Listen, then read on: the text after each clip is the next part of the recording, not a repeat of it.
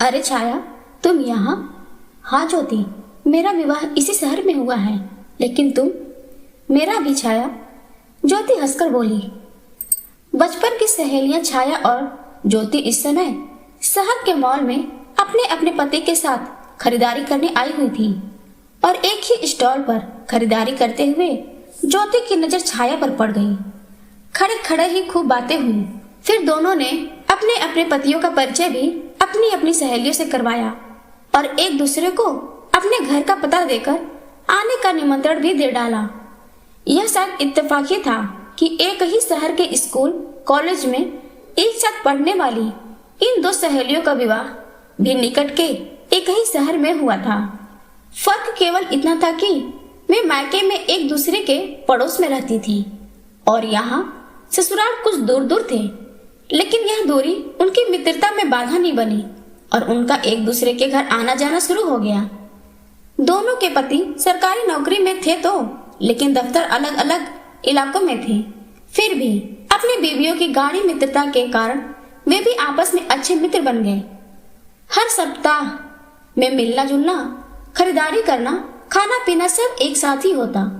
दिन गुजरते गए और 2 साल बाद ही छाया की गोद में 2 बेटे और ज्योति की गोद में 2 बेटियां आ गईं और दोनों ने अपना परिवार नियोजित कर लिया। अब उनका मिलना जुलना दिनों के बजाय महीनों में होने लगा। 2 बच्चों के बाद उनकी व्यस्तता बढ़ती गई और मुलाकातों के बीच लंबा फासला होने लगा। जिम्मेदारियों का निर्वाह करते करते लंबा अरसा बीत गया। छाया का घर 2 बहुओं से गुलजार हो गया और ज्योति की बेटियां ससुराल चली गईं। दोनों सहेलियों के सास ससुर तो नहीं रहे, लेकिन साल दर साल पोते पोतियों के आगमन से छाया के परिवार में वृद्धि होने से उसका ज्योति के यहाँ आना जाना कम हो गया। ज्योति को तो अब सूनापन काटने दौड़ता था। वो एक तरफा ही अपना मन हल्का करने छाया के पास जयेश के साथ आ जाती थी। छाया को न आने का उलाहना देती तो वो अपने बढ़ते परिवार का हवाला देकर कहती, भाई हमारा समय तो मूलधन ब्याज धन ने ही बांट लिया है। तुम लोग आ जाते हो तो बहुत अच्छा लगता है। लेकिन ज्योति भी कब तक आना जाना करती, तो मुलाकातों में फासला बढ़ता ही गया। फिर अचानक जयेश का तबादला दूसरे शहर में हो गया और सखियों के मिलने जुलने का सिलसिला सिमट कर मोबाइल पर बातचीत तक रह गया। नई जगह पर ज्योति का मन बिल्कुल नहीं लगता था।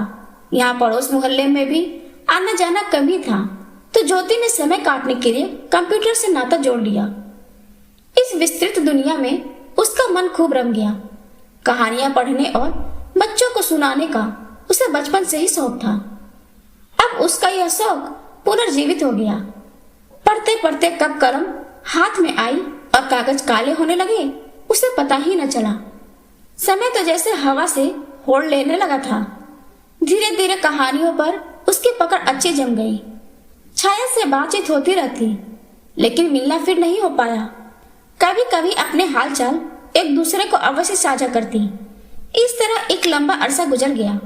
फिर उनकी बातों का सिलसिला भी अचानक बंद हो गया। छाया का मोबाइल हमेशा स्विच ऑफ बताता। आखिर वो समय भी आ गया जब जय सरकारी नौकरी से सेवा मुक्त हो गए। अब वे अपना समय समाज सेवा में काटने लगे। ज्योति को भी अब शारीरिक ऊर्जा में कमी महसूस होने लगी थी, लेकिन कलम को इससे क्या लेना देना। उसे तो अपनी खुराक चाहिए ही।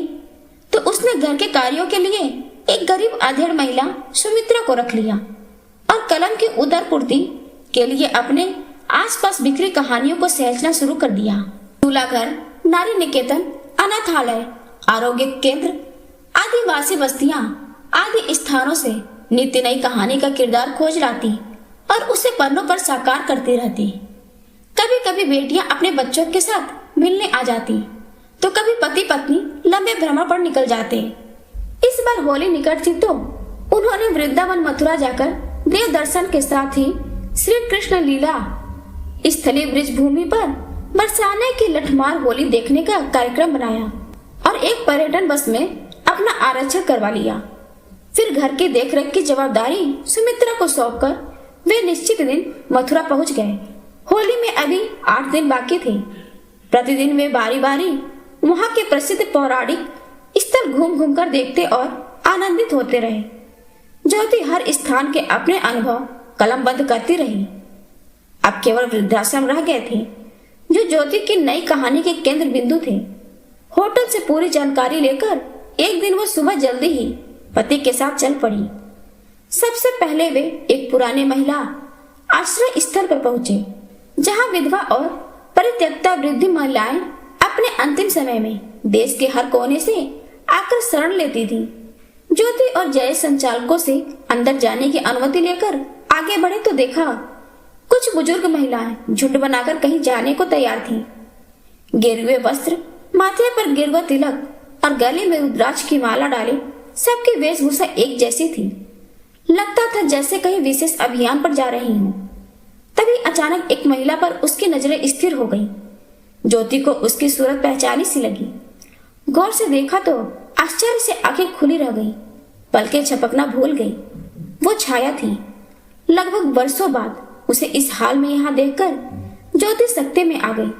4 सालों से उसका मोबाइल स्विच ऑफ मिलने का सारा रहस्य भी उसे समझ में आ गया। तेजी से चलकर उसके सामने पहुंची तो छाया भी विस्मित होकर उसे देखती रह गई और एकाएक उसकी आंखों से जैसे रुका हुआ झरना फूट पड़ा। उसने अपने साथियों से क्षमा मांगी और ज्योति जयेश को अपने कमरे में ले आई। यह तुमने क्या हाल बना रखा है छाया? तुम्हारा परिवार, सुनील भाई साहब सब कहाँ हैं? ज्योति ने छाया को गले लगाते हुए पूछा। उसे रोते देखकर उसकी आंखें भी नम हो चली थी। मैं तुम्हें अपनी इस गुमनाम गलियों में गुम हो जाने की पूरी दास्तान सुनाऊंगी ज्योति, तुम दोनों आराम से बैठो। कहते हुए उसने टेबल पर ही रखे हुए कुछ ताजे फल उन्हें खाने को दिए, फिर हिचकियों को रोककर अपनी कहानी शुरू की। तुम विश्वास नहीं करोगी ज्योति कि कभी कभी हमारे साथ ऐसी घटनाएं घटित हो जाती हैं कि दिमाग चक्कर घिन्नी बनकर रह जाता है।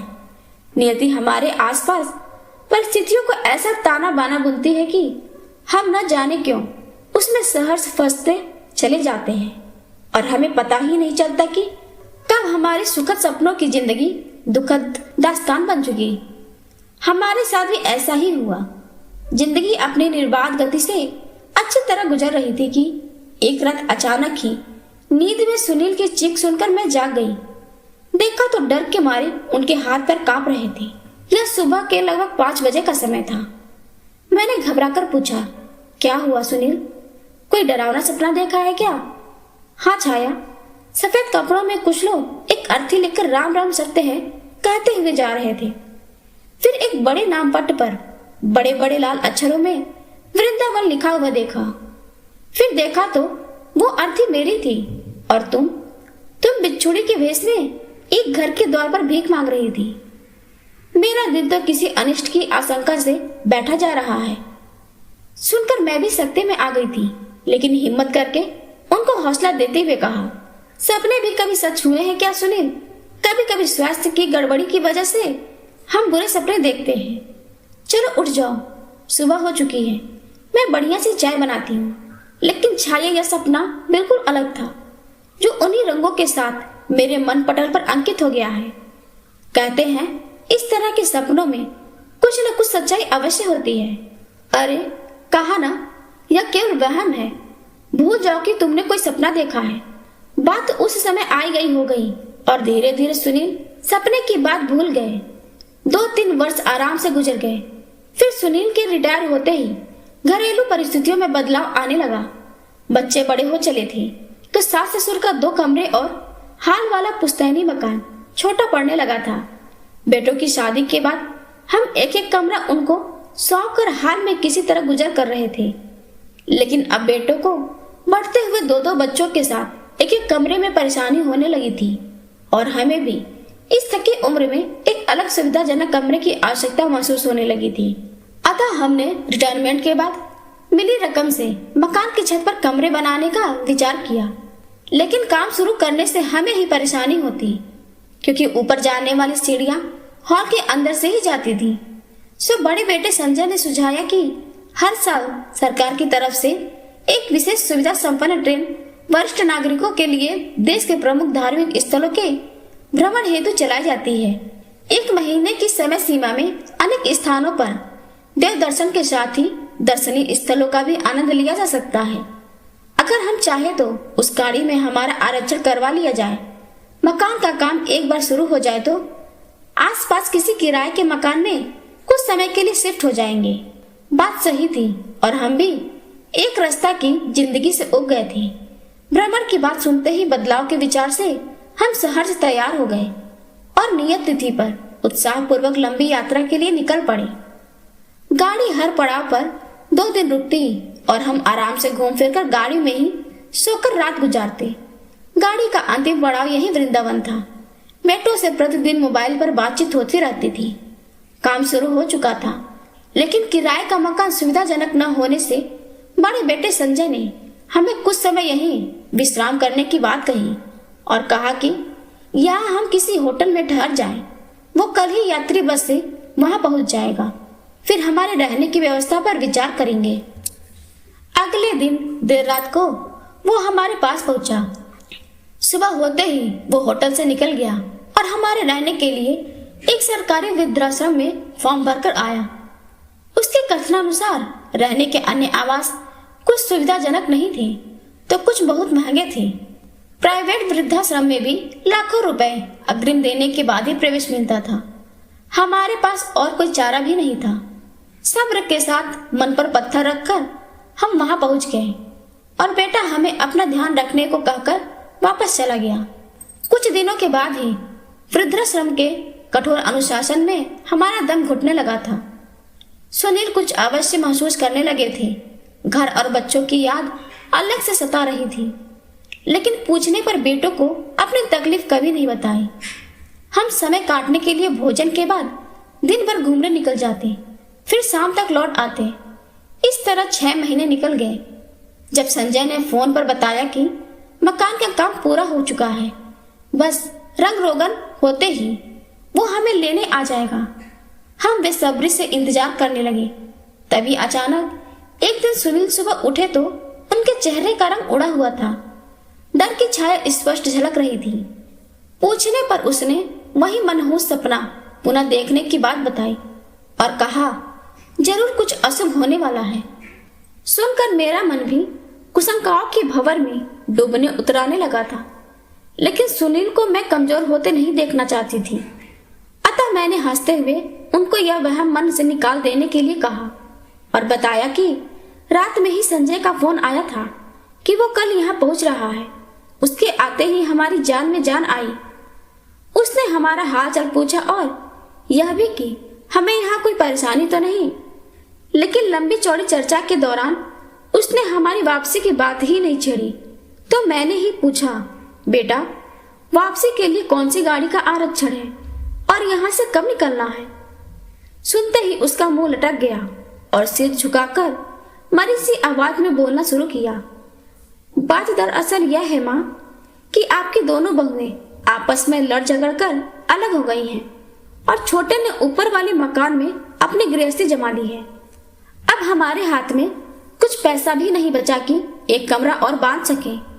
ऊपर नीचे तो 2-2 कमरे ही हैं। समझ में नहीं आता कि आपकी व्यवस्था कहाँ की जाए। अगर आप यहीं रहे तो हम आपको कोई परेशानी नहीं होने देंगे और मिलने के लिए आते रहेंगे। मैं कुछ बोलती उसी से पहले ही सुनील उसका आशय समझकर चीख पड़े, चले जाओ यहाँ से, तुम्हें हमारे लिए चिंतित होने की कोई आवश्यकता नहीं है और फिर कभी अपनी मनहूस शक्ल हमें मत दिखाना। मुझे तो जैसे काठ मार गया था, जुबान ही साथ नहीं दे रही थी कि कुछ कह सकूं। और संजय सिर झुकाकर तुरंत वहां से उठकर चला गया। उसी रात सुनील को दिल का दौरा पड़ा। मेरी चीख पुकार सुनकर वृद्धाश्रम के सब लोग एकत्र हो गए और उन्हें तुरंत चिकित्सालय ले जाया गया। गहन चिकित्सा कक्ष में इलाज शुरू हुआ और 2 दिन बाद उन्होंने आंखें खोली। अब मैं सब कुछ भूलकर दिन रात उनकी सेवा में जुट गई थी। उन्हें अधिक बोलना मना था। उनका देखा हुआ सपना अब मुझे भी विचलित करने लगा था। फिर भी डर को अपने ऊपर हावी होने न देकर मैं हिम्मत से परिस्थिति का सामना कर रही थी। धीरे धीरे सुनील को स्वस्थ हुए तो एक दिन मुझे पास बिठाकर बोले, छाया, मुझे लगता है मेरा अंतकाल निकट है। एक बात तुमसे कहना चाहता हूँ। मेरे बाद तुम खुद को कभी कमजोर न होने देना। मेरे मृत्यु की खबर बेटों तक न पहुंचे। मेरा क्रियाकर्म भी इसी देवभूमि पर हो और तुम में कभी किसी भी स्थिति में वहां वापस जाने की बात न सोचना। स्वयं को मजबूत रखते हुए यहीं पर अपने जीवन के शेष दिन बिता देना। तुम्हें वादा करना होगा कि मेरी यह अंतिम इच्छा अवश्य पूरी करूंगी। मेरी पेंशन तुम्हें मिलती रहे, इसकी व्यवस्था मैं पहले ही कर चुका हूँ। कहते हुए वे बच्चों जैसे फपक कर रो पड़े। मेरा दिल स्वयं हाहाकार कर रहा था, पर सुनील की जिंदगी के लिए अपने मन के भाव चेहरे पर नहीं आने देकर उनको आश्वस्त कर रही थी कि वे शीघ्र ठीक हो जाएंगे। हम दोनों मिलकर यहाँ जिंदगी गुजार लेंगे।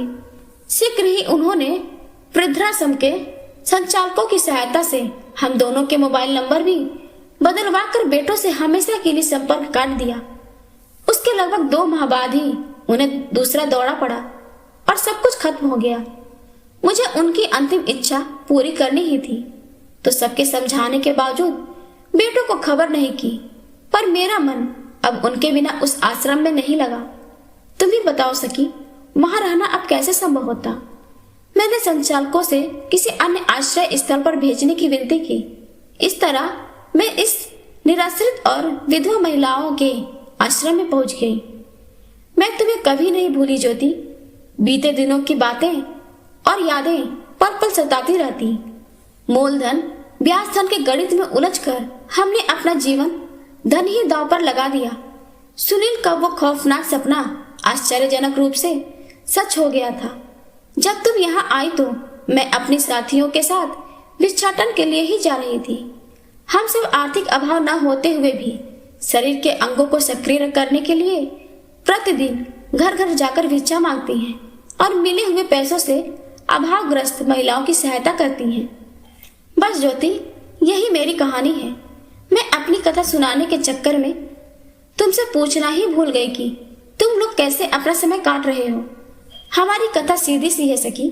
बेटियों के ससुराल जाने के बाद मैंने कलम का और जैसे समाज सेवा का सहारा लिया।